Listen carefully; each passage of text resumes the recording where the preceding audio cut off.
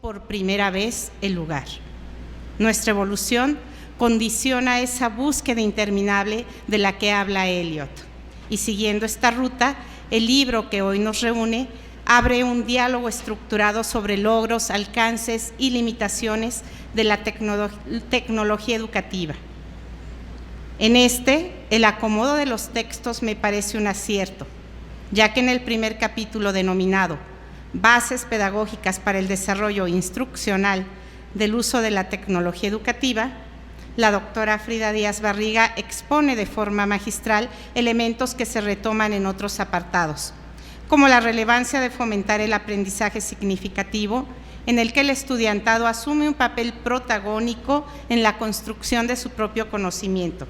Es así que las tecnologías digitales pueden ser herramientas de gran utilidad para generar espacios educativos enriquecedores, inclusivos, que permitan la interacción de forma sincrónica o asincrónica, facilitando la construcción colaborativa del conocimiento.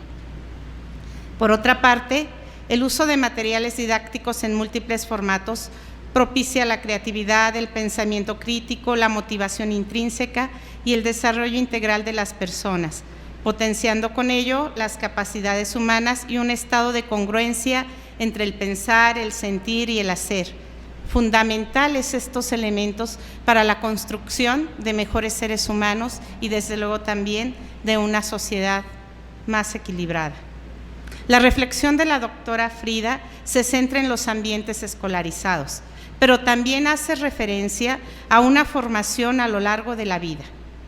La autora aborda los tópicos con un lenguaje claro y analítico, invitando al lector a revisar teorías constructivistas y otras propuestas pedagógicas contemporáneas que dan lugar a diseños educativos innovadores. En este sentido, me parece que sigue siendo vigente la propuesta que Reicheluth hace en el año 2000 en su obra titulada ¿En qué consiste la teoría de diseño educativo y cómo se está transformando?, de la que la autora rescata, entre otros puntos, lo siguiente: hacer explícitos los valores relativos a la educación y su relación con el currículo, abordar de forma integral los dominios del aprendizaje cognitivo, psicomotriz y afectivo. A esto realmente le llamamos en psicología un estado de congruencia y que se relaciona con la salud mental. Aplicar una diversidad de métodos para procesos de enseñanza-aprendizaje, activos, experienciales, constructivos, que sean flexibles para facilitar diversas rutas de aprendizaje acordes a los intereses y necesidades del aprendiz, cumpliendo así con la meta de una educación que estimule la diversidad como un valor fundamental. Poner en el centro de la educación un clima afectivo altamente motivante, fomentando la autorregulación y reflexión sobre lo aprendido y apostar por la profesionalización del personal docente. Esta es una tarea muy ardua que hay que trabajar. La autora también nos invita a reflexionar sobre la forma en la que en los últimos años, sobre todo a raíz de la pandemia por COVID-19, los medios de comunicación y las TICs se incorporaron de forma acelerada en la sociedad como mecanismos de relación interdependientes, funcionando, según la autora, este término me gustó, como prótesis de la mente, en donde las características físicas y también simbólicas de las tecnologías permiten extender las capacidades intelectuales y de aprendizaje del ser humano, transformando así la forma de representar al mundo con las ventajas y limitaciones que esto conlleva, incluyendo el que se ha acentuado la desigualdad en cuanto a acceso a la información. En ese sentido, me di a la tarea de buscar, de acuerdo con la encuesta nacional sobre disponibilidad y uso de tecnologías de la información en los hogares que elaboró INEGI y el Instituto Federal de Telecomunicaciones, a finales del 2021, el número de usuarios en México con acceso a Internet llegó a 88.6 millones. Lo que implica que el 25% de la población en México no tiene acceso a Internet. Y sabemos también que hay un Internet con muchas deficiencias en muchas comunidades. Por eso es que se recomienda que la educación se lleve a cabo a través de diferentes elementos, desde los tradicionales textos escritos, impresos, pasando por tecnologías mediáticas como radio, televisión, podcasts, cortometrajes, hasta el uso de redes sociales y de tecnologías emergentes o transformadoras. Un punto medular que no debemos perder de vista es la búsqueda de la equidad, de la que también se nos habla en diferentes apartados del libro, para alcanzar la igualdad de oportunidades, evitando así posturas reduccionistas y también evitando poner a la educación al servicio de grupos hegemónicos que pretenden una formación que homogenice el pensamiento. Cuando contemplamos la Tierra desde el espacio, nos dice Stephen Hawking, nos vemos a nosotros mismos como un todo. Vemos nuestra unidad y no nuestras divisiones. Es una imagen simple con un mensaje cautivador. Un solo planeta, una sola especie humana. Este hermoso regalo que nos hace Hawking va de la mano con las palabras de la autora que dice: toda tecnología se entrelaza con la cosmovisión, la política, la economía y la organización de cada época, por lo que incide de forma significativa en la manera de construir, y yo diría también de deconstruir el mundo sin premisas, prejuicios. Concluyo los comentarios sobre el primer capítulo del libro con las preguntas que plantea la doctora Frida. ¿Quiénes tienen acceso a las tecnologías en cuanto a bienes culturales? ¿Y en qué condiciones o con qué fin? Creo que esto es fundamental, dado que aún prevalece en nuestro país una forma de enseñanza que se centra en la recepción memorística de contenidos carentes de significado. Y la innovación educativa es algo que solamente ha llegado al día de hoy a unos cuantos grupos privilegiados. Otro capítulo que deseo mencionar es el sexto, titulado Educación STEAM para preescolar, de César Eduardo Moraley y Rubén Sánchez Sánchez, quizás por mi interés en todo lo que tiene que ver con la educación, desde las primeras etapas de la vida, que creo que es fundamental para construir mejores entornos. Ellos hacen referencia a la ciencia, tecnología, ingeniería, artes y matemáticas. La doctora por la Universidad de Cambridge y científica residente, así se autodenomina, en la School of the Art Institute of Chicago, Eugenia Chen, en su libro titulado El arte de la lógica, deja totalmente en claro que en el mundo abstracto todo existe y enfatiza: las matemáticas no tratan solo de números y ecuaciones, son una teoría de la justificación. En este capítulo los autores narran su contribución al desarrollo del pensamiento crítico en niños en educación preescolar, a partir de la construcción del propio movimiento y de cómo éste se enlaza con el movimiento de otros cuerpos en espacios dinámicos, con base en modelos simplificados de arte, ciencia, tecnología, filosofía y psicología. Señalan que la SEP en México establece 6 campos formativos: lenguaje y comunicación, pensamiento matemático, exploración y conocimiento del mundo, desarrollo físico y salud, desarrollo personal y social, así como expresión y apreciación artística. Sin embargo, los docentes de preescolar priorizan la enseñanza del lenguaje y comunicación del pensamiento matemático, en detrimento de otros aspectos como la exploración y conocimiento del mundo, y yo diría también todo lo que tiene que ver con actividades artísticas y que son fundamentales para una formación integral. Los autores comentan que en la maestría en Ciencias en Física Educativa del Centro de Investigación de CICATA y Tecnología Avanzada, de Ciencia y Tecnología Avanzada, CICATA, Unidad Legaria del IPN, se ha formado durante varios años a profesoras de preescolar, utilizando, entre otras metodologías, la filosofía para niños propuesta por Littman desde finales de los años 60, mediante la cual se incentiva el diálogo filosófico para el planteamiento de preguntas y el desarrollo del pensamiento crítico que brinda un sentido de independencia. Este modelo mostró resultados positivos aún durante la pandemia por COVID-19 y los trabajos se tuvieron que concluir por Zoom. Sin embargo, se logró incrementar en niños y niñas la comprensión sobre el medio ambiente, la valorización de la ciencia en la vida cotidiana y la motivación para el aprendizaje mediante el uso de herramientas tecnológicas. Aquí también se mencionan los fundamentos de los centros de interés en ciencias en preescolar, que surgen de una nueva escuela con de Crowley a principios del siglo pasado, que sigue vigente al generar condiciones para que los niños desarrollen sus capacidades creativas y construyan de forma activa el conocimiento a través de la observación meticulosa, la comprensión de relaciones causa y efecto y diferentes formas de expresión del intelecto. Aplaudo el esfuerzo de compilar esta obra para seguir contribuyendo desde las instituciones educativas de nivel superior y centros de investigación en la democratización del acceso a la información y la transferencia de conocimiento a favor de una educación de calidad para todas y todos los mexicanos, ya que solo así podremos aspirar a un desarrollo sustentable y a la creación de espacios de convivencia dignos y en paz.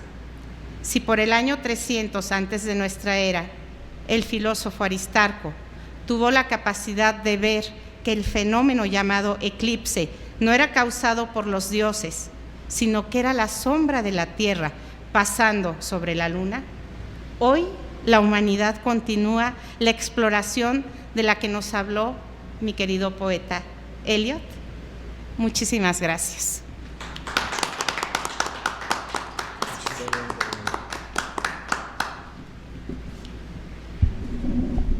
Muchísimas gracias, Laura, por esa bella presentación.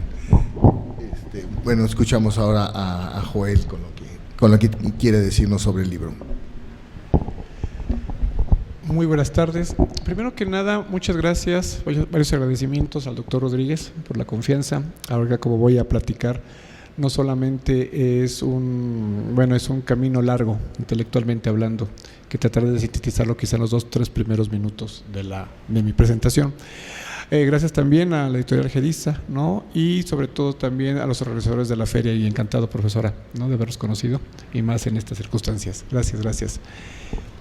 Comienzo con un resumen, ¿no?, lógicamente, por cuestiones de tiempo, con una grata historia intelectual que me une al doctor Luis Mauricio Rodríguez y a su equipo de investigación.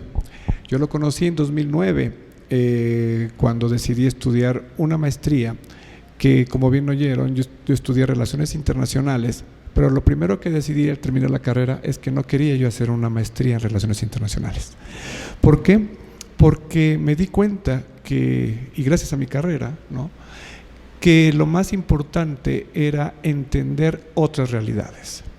En ese tiempo, y gracias a mi madre, empecé a conocer una palabrita que ahora parece ser lo más común, pero en ese tiempo todavía, ¿no?, hace 10, 15 años quizá, la palabra interdisciplinariedad no estaba presente. Gracias al doctor Rodríguez me acerqué, le pregunté, le expresé mi inquietud, y él, más que convencerme, me motivó a seguir por este camino. Y es por eso que estudié una maestría en metodología de la ciencia, la cual me cambió la vida y las miras académicas intelectuales. Muchas gracias, doctor. Ahora vamos a platicar del libro, ¿no?, directamente del libro que es el actor principal. Y voy a hablar después de la magistral exposición que hizo la profesora, no voy a referirme a los artículos que usted ya ha señalado, y que parece que nos hubiéramos puesto de acuerdo, porque quiero hacer mayor énfasis en los 3 capítulos finales, sobre todo los aspectos que muy bien señalan sobre una doble vertiente de reflexión que se presenta por una parte, ¿no?, con la denominada tecnología educativa, y por otra parte la tecnología en la educación, ¿no? 2 grandes vertientes que van muy relacionadas, y que algo que me llama mucho la atención del libro y que me motivó, digamos, en su esencia, es a ver estas partes que parecerían que no estuvieran tan claras, pero que ya leyendo los artículos y entendiendo la lógica interna de la obra podemos entender muy bien, ¿no? Me quiero centrar también en lo que me hizo pensar, en lo que me hizo reflexionar, en lo que me llevó a la imaginación, una situación muy cercana y muy presente en una de las líneas de investigación que lleva el doctor Rodríguez, que es la epistemología de la imaginación, junto con el significado epistemológico de los instrumentos científicos. Esto lo hace también una colega y amiga, Carmen Patricia Rosas Colín, la autora de este capítulo, junto con el doctor Rodríguez, y que de una forma muy interesante aterriza y clarifica en el capítulo 11 cuando habla del concepto de instrumentos científicos como patrimonio epistemológico.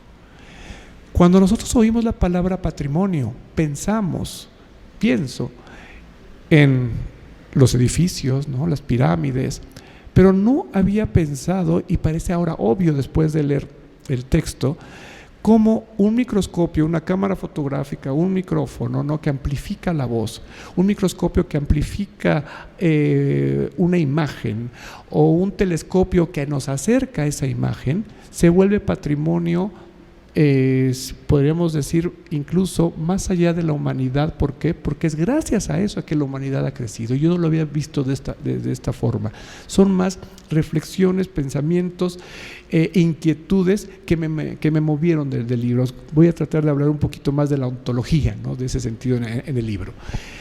El significado epistemológico de los instrumentos, ¿no?, al decir que se vuelven un patrimonio epistemológico, a veces las palabras académicas nos espantan, nos alejan. ¿Qué es la epistemología? ¿Cómo nos acercamos al conocimiento? Y si nos acercamos de una forma en que entendemos que los instrumentos nos dejan algo, entonces vamos, creo, por buen camino. Pero el libro y esta parte, la idea, no solamente esos artículos, ¿no?, sino la esencia del libro, el espíritu del libro, nos lleva a cuestiones contraintuitivas, muy interesantes, porque creo que es lo que hace avanzar el conocimiento. Un ejemplo, en parte del capítulo 12, pero muy, muy bien resumido en el índice. Dice: los instrumentos no hacen visible una realidad oculta. Trataré de explicarme con el ejemplo del microscopio. Si yo uso un microscopio, quisiera ver entonces una realidad oculta. Resulta que no. Los instrumentos no hacen visible esta realidad. Más bien, se señala, se pone de manifiesto el proceso cognitivo mediante el cual se estructura la realidad. Es decir, que vemos lo que le hacemos a la realidad. Nosotros estamos manipulando esa realidad y entonces no estamos viendo una realidad. Hay una, si me permiten la palabra, simbiosis entre el que está observando y el instrumento. Hay una complicidad, ¿no?, hasta cierto punto. ¿Por qué vemos lo que hacemos a la realidad? Porque esto se da a partir de hipótesis, ¿no?, recordando que las hipótesis son respuestas, ¿no?, a problemáticas, en este caso científicas, pero que en nuestra vida cotidiana siempre nos enfrentamos a ver cómo suponemos que es la realidad. Y es ahí en donde entra una configuración imaginaria, como muy bien señala el doctor Rodríguez. Estas configuraciones imaginarias hacen que manipulemos la realidad. Entonces, esto me pone a pensar que el uso de los instrumentos tienen una carga, ya quizá por mi formación política, mis pocos conocimientos desde el punto de vista también comunicacional, ¿no?, de determinadas agendas que nos llevan a entender, a construir una realidad que muchas veces no es la que nosotros quisiéramos o que a lo mejor supiéramos, ¿no? Con la incorporación de la tecnología digital, en hechos de instrumentos, todavía se hace más evidente y manipulable nuestra visualización previa. De tal suerte, si vemos, encontramos que hay riesgos, los cuales el libro nos da los elementos cognitivos para estar atentos, para ponernos alerta. En pocas palabras, nos hacen pensar y nos dan una luz amarilla, no, una luz ámbar de como dicen en inglés, de warning, ¿no?, de alerta, de tener cuidado con las radicalizaciones de posturas, situaciones que se dan en México, en gran parte del mundo, y que como internacionalista a mí me ha llamado más que la atención, me ha preocupado. Vemos el mundo en blanco y negro. No estoy hablando de México, ¿verdad? Estoy hablando quizá de otros ejemplos en donde parecería ser que la reducción de la realidad solamente es una cuestión bivalente. Para ir acercando y cerrar este comentario, el libro, desde mi opinión, nos muestra cómo las configuraciones imaginarias, lo que suponemos sobre la realidad, nos puede llevar a una manipulación, ¿no? Se parte desde el ámbito científico, pero esto lo trasciende todavía. Hay una situación, ¿no?, de una postura teórica, sí, de una línea de trabajo seria, una línea de trabajo académica de varios años, pero también nos hace y nos acerca a que, si bien el libro está escrito de forma académica, lógicamente son artículos académicos, algo muy importante, nos enseña a pensar. Algo también que parecería ser que está en vías de extinción. Lo vemos, ¿no?, con los artefactos electrónicos. Y aquí creo que hace también, y con esto cierro, una llamada de atención a la tecnología educativa, ¿no?, a pesar de que está en el título, de tener cuidado con los riesgos que estamos viendo día a día, momento a momento, en donde en la etapa de la humanidad en que estamos más cerca de la información es cuando estamos más desinformados. El libro, en este caso, es un aporte muy fuerte a estar atentos a estos riesgos. Muchas gracias.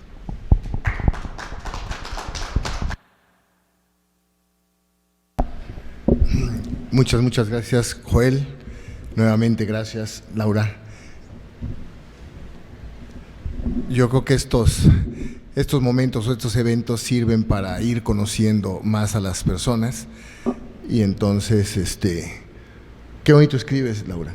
Escribes muy, muy bonito, entonces ya veremos qué más se puede dar. Bien, con Joel, pues bueno, este es una presentación de un libro que ya después estaremos aquí con la presentación del libro que coordinamos los dos y estará próximo para salir, ¿no? Igualmente con la maravillosa editorial Gedisa. Bien, aquí me parece que una cosa interesante y no fácil de entender muchas veces es esta diferencia entre tecnología educativa y tecnología en la educación. Entonces, tecnología educativa, salvo que lo que ustedes piensen, y hasta podemos abrirlo a debate, ¿verdad? Sabes que me gusta el debate, ¿no? Entonces, abrirlo a debate porque de manera muy hasta desviada, diría yo, la tecnología educativa es el uso de las TIC en la educación. Entonces, mi trabajo empezó hace 30 años, en donde empecé a plantear el significado epistemológico de los instrumentos científicos. Estudié primero gestión de tecnología y ahí nos decían, el conocimiento queda contenido en los instrumentos. Y entonces, si el conocimiento queda construido en ellos, pues deben de tener un significado epistemológico. Pero es difícil hacer ese planteamiento. Entonces, lo que tenemos es que en la formación en ciencias biológicas es muy fuerte el poder ver la tecnología en la educación.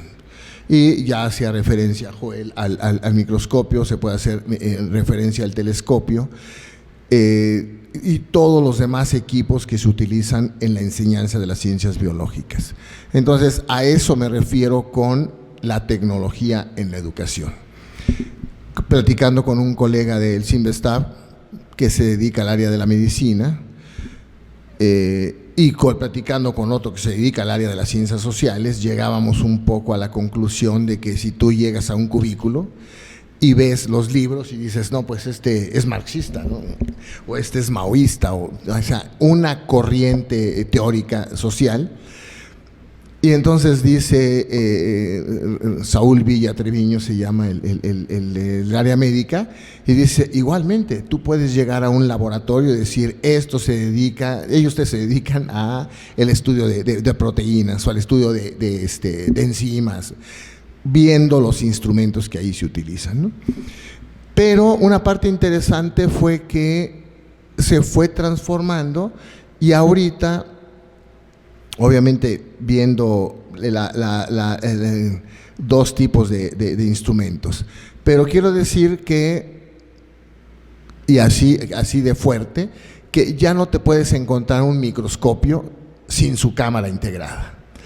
Antes lo que hacías era preparar la muestra, después tenías que sacarle una fotografía a esa muestra, y ahora no, la cámara ya está integrada y no al principio sacabas la fotografía, la revelabas y la ponías en diapositiva o la ponías en papel, y ahora no, ahora ya la digitalizas.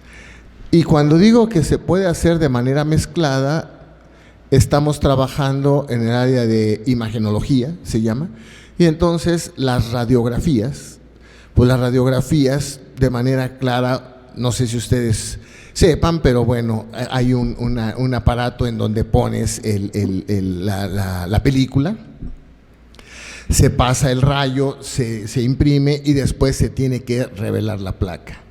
Y ahora ya no, ahora ya hay aparatos de rayos X igualmente que traen integrado esta parte digital, se digitaliza la imagen y se pasa. Entonces tendríamos tecnología educativa, sí, el uso no solamente de las TICs, sino de toda esta tecnología digitalizadora, vamos a llamarle así.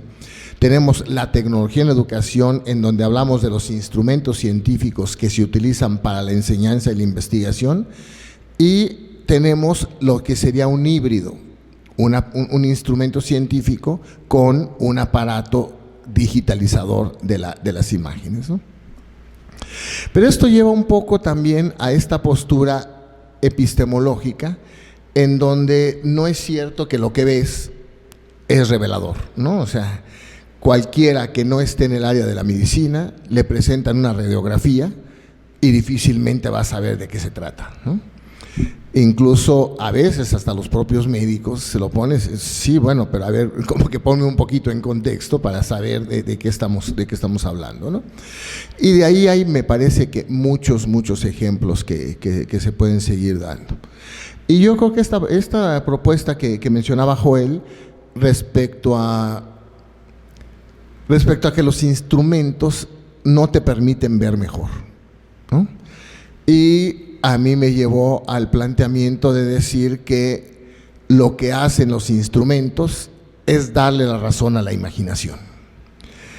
Entonces tengo un libro en donde hago todo un recorrido acerca de la circulación de la sangre, y entonces se hacían una serie de supuestos.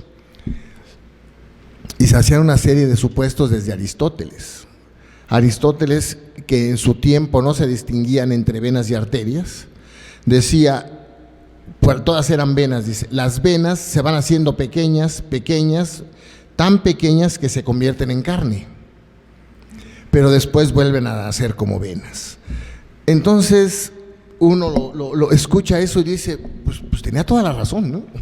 Tenía toda la razón, porque ahora sí que la evidencia, lo que él alcanzaba a ver es que desaparecen, pero al decir que siguen siendo venas en potencia y cuando vuelven a nacer son otra vez venas en acto, lo que está diciendo, que lo dijo Erasístrato y después lo retomó mucho más Galeno, empiezan a hablar de la anastomosis. Entonces empiezan a suponer que se unen unas con otras, y entonces hay alguna evidencia de que pasa o no pasa este líquido, la sangre, y servía para mucha fundamentación teórica, pero nadie había visto esa anastomosis, ¿no? Entonces fue gracias al microscopio. No, el microscopio lo que hizo fue darle la razón a la imaginación, ¿no? Diría Aristóteles, ya ven, se los dije que se convertía en carne. Bueno, no era en carne, pero era esta malla, ¿no?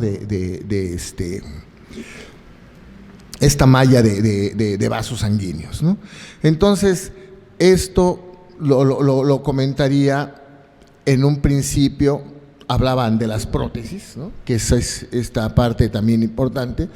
Y entonces, el microscopio es una extensión de los sentidos, o sea, es una extensión de la vista o es una extensión de la razón. Entonces, le da la razón a lo que tú pensabas, ¿sí? O decir, no, pues es que es gracias a lo que pudimos ver y la mayoría de los textos. Este es un ejemplo que se utiliza mucho para una postura empirista o racionalista, ¿no? En todos los empiristas es a partir de lo que ves y después cómo construyes un razonamiento. Y el otro dice, no, pues tú haces la construcción racional y después vas a la realidad y dicen, ya ven, tenía yo razón con lo que exponía. Y mi propuesta epistemológica es que no son extensiones ni de los sentidos ni de la razón, son extensiones de nuestras acciones.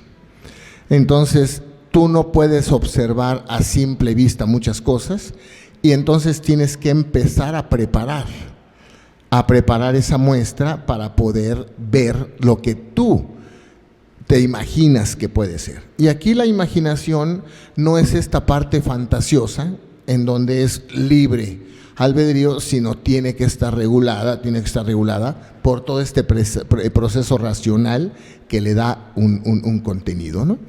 Entonces, en este libro, pues hago toda una trayectoria de invitar a colegas con las cuales tuve mi primer contacto académico, intelectual a mediados de los años 80. Y entonces cada quien sigue sus caminos y empiezas a hacer un recorrido con varias personas que van y están trabajando. Por ejemplo, Xochitl, que trabajamos juntos en CONACYT, empieza a hablar sobre toda la tecnología educativa que se utiliza para la enseñanza de una maestría que me pareció por demás particular sobre las adicciones. Entonces, sirve no solamente para dar a conocer cómo se enseña en este problema de las adicciones desde la tecnología educativa o utilizando la tecnología educativa, sino también sirve para difundir esta carrera, ¿no? Comentábamos antes de la presentación, Laura y yo, y decíamos de la licenciatura en canto, ¿no? Entonces, ya hablar de la licenciatura en canto es romper un esquema, ¿no? Entonces, habrá quien diga, ¿existe licenciatura en canto? Bueno, si a muchos dicen, ¿y tú qué estudias violín? No, pero ¿qué estudias? No a qué te dedicas como hobby, ¿no? Entonces, licenciatura en música, licenciatura o licenciado en piano, licenciado en violín, igual que licenciado en canto. Entonces, aquí sería cosa de un intento, o sea, pensemos en la enseñanza utilizando estos sistemas digitales, que no me imagino cómo sean, pero deben de ser, ¿no? Deben de ser. A lo mejor un poco reduciéndolo, ya puedes ver y de repente, oye, pero la partitura, no la traigo, no te preocupes, la buscamos, sacan su tablet, abren, está la partitura y la empiezan a tocar, ¿no? Sin problema, que sería un poco esa mezcla de... Y sí, bueno, ya se hacen intervenciones quirúrgicas a distancia en donde alguien te va diciendo, hazlo de esta manera. ¿Un minuto? Ok. Bueno, pues entonces, para dejar aunque sea un minuto a los demás, por si alguien quiere hacer preguntas, comentarios, hasta aquí le dejo. Gracias, Luis.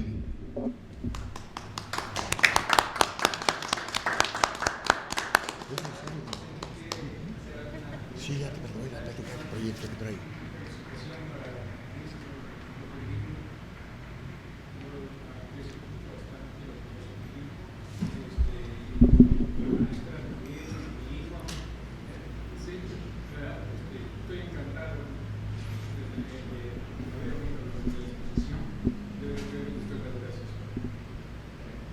Bien, pues que de metodología de la ciencia se deje oír.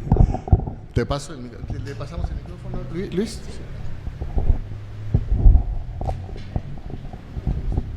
Un gusto verlo de nuevo, doctor. Soy exalumno del doctor.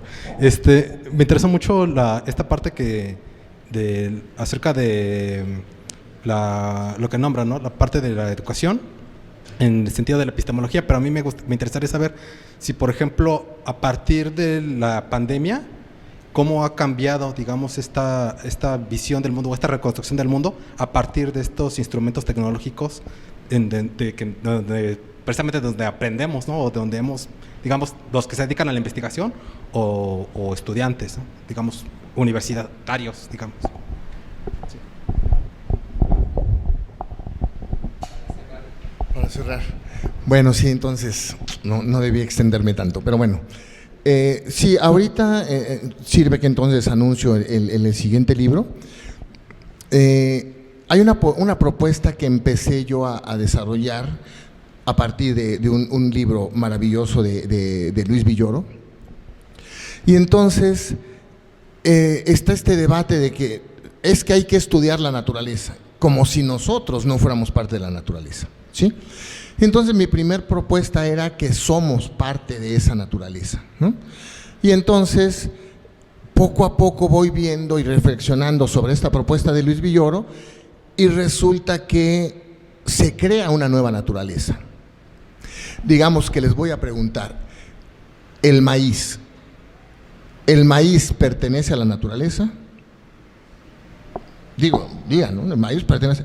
Ahora, todo este debate que se traen ahora con respecto a los transgénicos, ¿el maíz transgénico pertenece a la naturaleza? Entonces, está el maíz criollo y el maíz transgénico. Los dos pertenecen a la naturaleza, nada más que uno pertenece más a la naturaleza creada por el hombre. ¿Este edificio en el que estamos pertenece a la naturaleza? Pertenece a la naturaleza que ha creado el propio hombre, ¿no? Entonces, este regnum hominis, que como se llama o como lo empezaba a llamar Bacon. Regreso a la pregunta y entonces dices, ahora con la pandemia, nosotros podemos decir de una naturaleza natural y una naturaleza naturalizada, ¿no? Naturalizada hacia el hombre. Pero si nosotros empezamos a ver todo este universo digital, si empezamos a ver toda esta, como le llamamos en el capítulo que escribimos para el otro libro, este ciberespacio, entonces este ciberespacio pertenece a la naturaleza, el ciberespacio existe, entonces esta parte en donde vendría toda una postura ontológica, vendría toda una postura epistemológica y vendría también esta pregunta de ¿hasta dónde queda la naturaleza? ¿O es la nueva naturaleza que se está creando el hombre, ¿no? Entonces ya tenemos dos tipos de escuelas, ¿no? Esta escuela en el ciberespacio, esta escuela material y lo que le llaman híbrido, que de todas maneras híbrido no es mitad y mitad, no, híbrido sí tiene otro significado mucho más fuerte, ¿no? No sé si ya tenemos que abandonar la sala, ¿verdad? Bueno, pues muchísimas gracias por su asistencia y por escuchar esto. Y gracias nuevamente a los presentadores, Laura, Joel.